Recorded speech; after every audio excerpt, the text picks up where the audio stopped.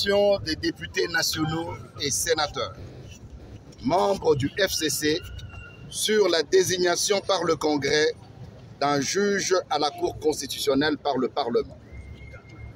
Nous, députés nationaux et sénateurs, membres du Front commun pour le Congo, FCC aussi, tirons une fois de plus la sonnette d'alarme sur les dérives dictatoriales orchestrées par les présidents des deux chambres du Parlement pour le compte de l'Union sacrée pour la nation, famille politique du président de la République.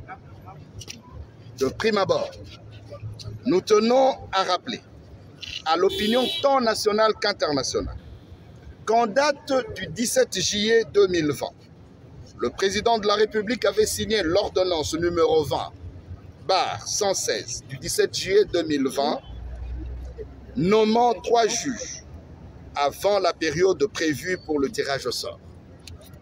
Le FCC, notre famille politique, avait contesté la constitutionnalité de cet acte pour 2 raisons majeures, à savoir 1.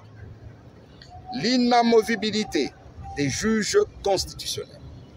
Les juges constitutionnels ne peuvent être nommés en plein mandat à une autre fonction sans leur consentement préalable, ce qui fut le cas des 2 juges. 2. Le président de la République ne peut remplacer un juge désigné par le Conseil supérieur de la magistrature sans que ce dernier ne se réunisse et ne choisisse un remplaçant empêché définitivement. Rien, je dis bien rien, n'étant fait pour remédier à cette violation flagrante et intentionnelle de la Constitution, la Cour constitutionnelle ne bénéficie pas du soutien du Front commun pour le Congo. D'autre part, la désignation du juge constitutionnel est prévue par la Constitution de la République et le règlement intérieur du Congrès. L'article 158 de la Constitution prévoit que sur les 9 juges de la Cour constitutionnelle, 3 sont désignés par le président de la République, 3 autres par le Parlement et les 3 derniers par le Conseil supérieur de la magistrature. En application de ce prescrit constitutionnel, le Parlement, en ce qui le concerne, doit se réunir en congrès suivant les dispositions de l'article 42 du règlement intérieur du Congrès.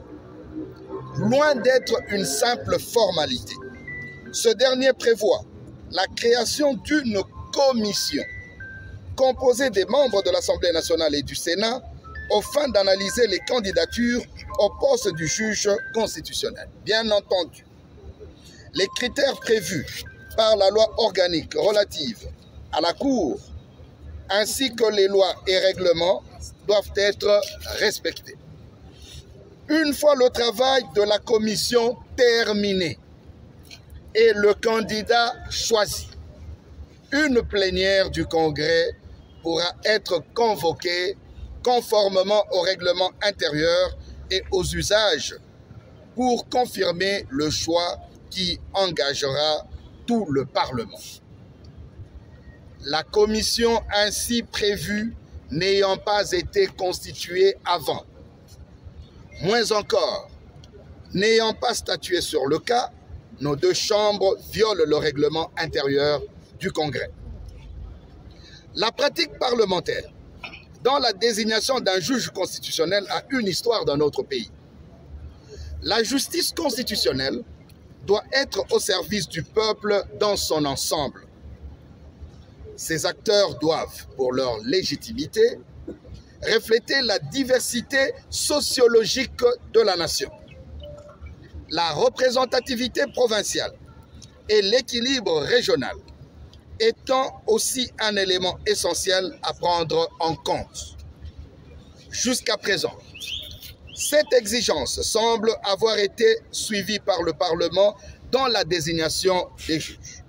C'est ainsi que, lors de la première formation de la Cour constitutionnelle, les juges qui ont été désignés par le Parlement, 2 sont venus de la majorité et désignés par l'Assemblée nationale.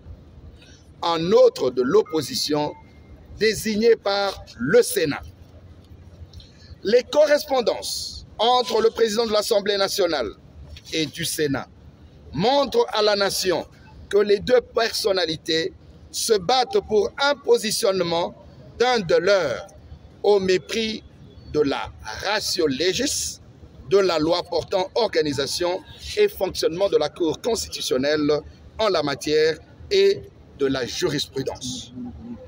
Tenant compte de toutes ces irrégularités, les députés et sénateurs, membres des groupes parlementaires et politiques du FCC, ayant voulu intervenir par motion incidentielle, et cette motion leur a été refusée, ils ne se sentent nullement concernés par cette mascarade et décident de ne pas cautionner une énième forfaiture de l'union sacrée, mue par la seule volonté de placer les leurs dans toutes les structures organisant le processus électoral, tant à la CENI que dans les cours et tribunaux, et prend l'opinion tant nationale qu'internationale des conséquences de ce hold-up électoral qui se profile à l'horizon.